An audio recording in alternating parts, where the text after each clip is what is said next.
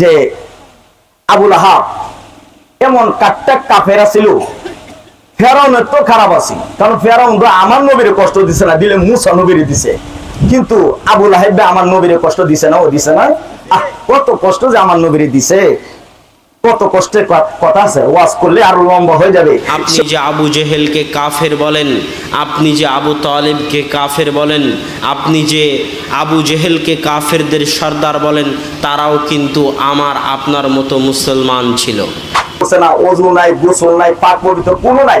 এরকম একটা টাটকা কাফের আমার রাসূলের শুভ আগমন উপলক্ষে একটা বালা কাজ করছিল ভাই সাহেব। হাদিস শরীফের ঘটনা পৃথিবীতে ইনশাআল্লাহ আমি সালাউদ্দিন হোসেন তুফাজল বলতে পারি, নীল আসমানের নিচে এমন কোন আলেম নাই অস্বীকার করব এই হাদিস কানা মারাবা কোন না, কারণ এই হাদিসের ভিতরে আমার নবীর শান আছে।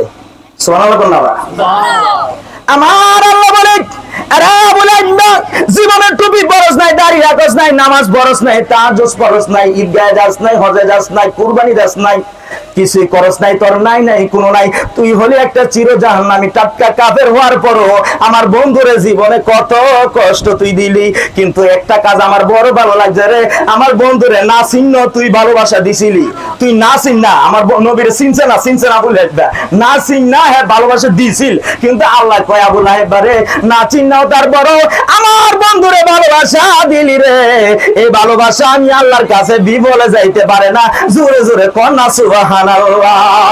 টাটকা কাফের বারজান পৃথিবীতে এমন কোন ওয়াজ জমিনে পাবেন না যে জাহান্নামে যাইয়া জান্নাতি খাবার পায়, এমন কোন ওয়াজ কেউ করছে এই পর্যন্ত যে জাহান্নামে গেছে এত গেছে হ্যাঁ জান্নাতি খাবার পাইবো, খাইতো না। আর আবু লাহাব চির জাহান্নামী, হ্যাঁ জান্নাতি খাবার খাইতো কি রে, কিন্তু হ্যাঁ ও খাবার পাইতেছে। তবে হুজুর কি কইরা নামাজ পড়ে রাখা পাইছিল না, হজ গেছিল না, রোজা রাখছিল না, কুরবানি দিছিল না, মাদ্রাসা বানাই দিছিল না, এরকম মাহফিল করছিল না।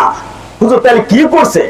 হেডলাইন একটা টাটকা কাফের কোন আমলের বিনিময় হ্যাঁ আবার জাহান্নামে গিয়া সাধারণ জাহান্নামী না, চির জাহান্নামী হইয়া হ্যাঁ জান্নাতি খাবার খাইলো, এরকম একটা আমল আপনাদেরকে দিলে আপনারা কষ্ট লাগবে বাজান, কষ্ট পাইবেন বলবো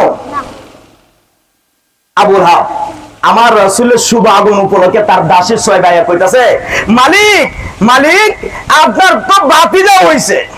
নবী কইছে না, কি কইছে জোরে কন্যা ভাই সাহেব, আমার কথা বুঝেন না, আমি তো আপনার নরসিংদীর লোক হই। কি কইছে না নবী কইছে? অনেকে আমাকে হুজুর মানেন, অনেকে হুজুর ডায়, অনেকে কয় সালাউদ্দিন, অনেকে কয় দুস্থ, কয় না আছে না, এক এক জনে এক এক রকম মানে। তো আমার নবীরা আবু লাহাব নবী মানছে না, মানছে কি বাতিজা। আল্লাহ কয় এই আবু লাহাব নবী আর বাতিজা যে কোনো মিলক আমার নবীর আদর করছস একটু, কইতেন না ভাই সাহেব। আমার আল্লাহ বলে, আরে আবু লাহাব জীবনে কোনো ভালো কাজ করছ নাই, কোনো নেক আমল করছ নাই, কালেমা পড়ছ নাই, কোরআন শরীফ পড়ছ নাই, মাহফিল করছ নাই, ওয়াজে যাস নাই, যাকাত দিস নাই, মসজিদ বানাস নাই, তারপরও আমার বন্ধুর একটু ভালোবাসা দিছিলি। ওই সুহাইবা যখন বলছে মালিক আপনার বাতিজা হইছে, এই শাহাদাত আঙ্গুল দিয়া এই দাসী সুহাইবারে আবু লাহাব তারে আজাদ করে দিছে। আমার আল্লাহ কইরে আবু লাহাব রে এত জীবন আমার বন্ধুরে কষ্ট দেওয়ার পরে একটু ভালোবাসা দিছস, তোর জীবনে কোনোদিন তুই কালেমা পড়ছস না, টাটকা কাফের হওয়ার পর চির জাহান্নামী হওয়ার পর আমার বন্ধুরে একটু মহব্বত করার কারণে রে আমি আল্লাহ তোরে আমি মহব্বতের খাতারে নাম লেখায় দিলাম। জোরে জোরে কন্যা সুবহানাল্লাহ।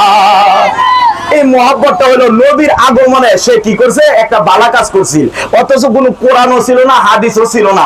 কোরআন হাদিসের নির্দেশ ছাড়া, কোরআন হাদিসের নিয়ম ছাড়া আবু লাহাব এই শাহাদাত আঙ্গুল দিয়া তার দাসী সুহাইবার আজাদ করেছে। যা আমার বাতিজা হইছে, এই আগমন উপলক্ষে তোরে আজাদ করে দিলাম, মুক্তি করে দিলাম। মারাবা কইতেন না? আল্লাহ কয় আবু লাহাব রে তুই বাতিজা হিসেবে করছ।